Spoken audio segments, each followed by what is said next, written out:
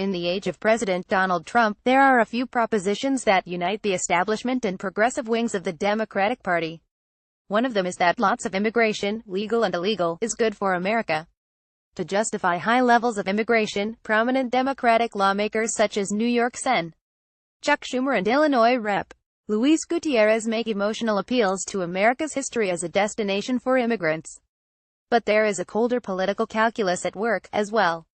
As independent public policy analyst Jason Richwine argued in an October 3 article for National Review, Democrats' enthusiasm for mass immigration comes in part from an understanding of voting behavior that has eluded their Republican counterparts. Immigrants overwhelmingly and consistently support the Democratic Party. About 2/3 of all foreign-born voters backed former Secretary of State Hillary Clinton in the 2016 presidential election, and Asian and Hispanic Americans, immigrant and native-born, together accounted for 20% of Clinton's total votes.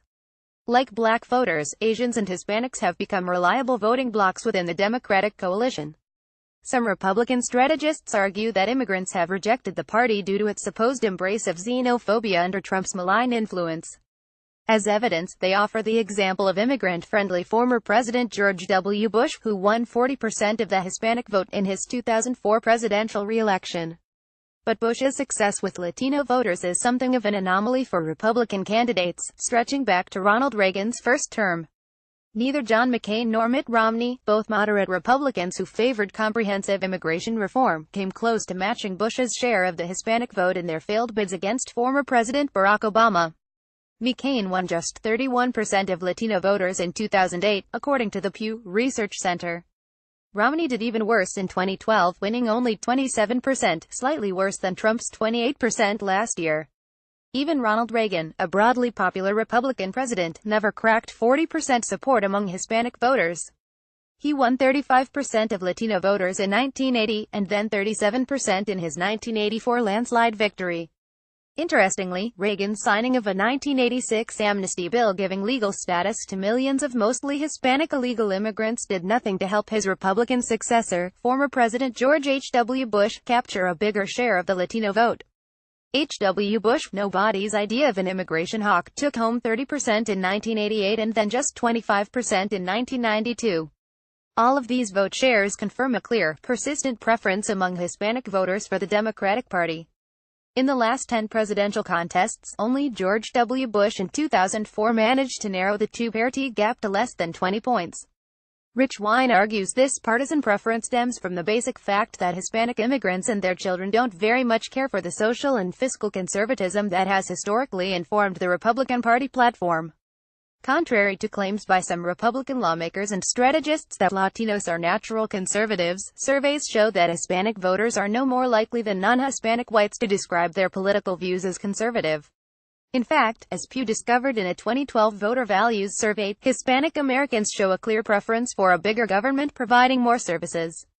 More than 80% of Hispanic immigrants said they preferred a bigger, more active government, compared to just 19% who backed a smaller role for the government. That gap was narrower for subsequent generations, but 72% of second-generation and 58% of third-generation Latinos still lean toward bigger government. When it comes to pro-life attitudes, it is true that about 6 in 10 Hispanic immigrants believe abortion should be illegal. But those anti-abortion views subside considerably among later generations of Hispanic Americans. Just 43% of third-generation Hispanics think abortion should be against the law. And, as University of Alabama political scientist George Hawley notes, there is scant evidence that Latinos consider abortion policy to be a key factor in their voting preferences. These policy preferences hold true for Asian Americans, as well. Compared with a general public, Asians are more likely to support an activist government and less likely to identify as Republicans. Just 28% identify with or lean toward the GOP, according to Pew. When broken down by issue, Asian Americans' distaste for social and fiscal conservatism is apparent. 55% prefer a big government that provides more services over a smaller government that provides fewer services. 53% say homosexuality should be accepted by society and not discouraged, and 54% say abortion should be legal in all or most cases.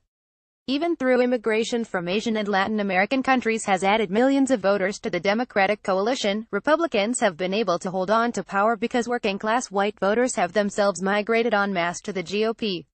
As a larger share of the voting public becomes Asian and Hispanic, however, overall support for conservative policies is likely to wane. As Rich Wine notes, Republicans who join their Democratic counterparts in pushing for high levels of immigration do so at their own political peril. In the end, the optimism about immigrants becoming small government and traditional values voters is just that, optimism, not a justified confidence that importing voters who prefer Democrats will have a benign effect on conservatism, he wrote. Watch as PROIMMIGRATION protesters protest without really knowing why. Follow on Twitter. Send tips to email protected. Content created by the Daily Caller News Foundation is available without charge to any eligible news publisher that can provide a large audience. For licensing opportunities of our original content, please contact Email Protected. Tags Democratic Party, Donald Trump, Republican Party.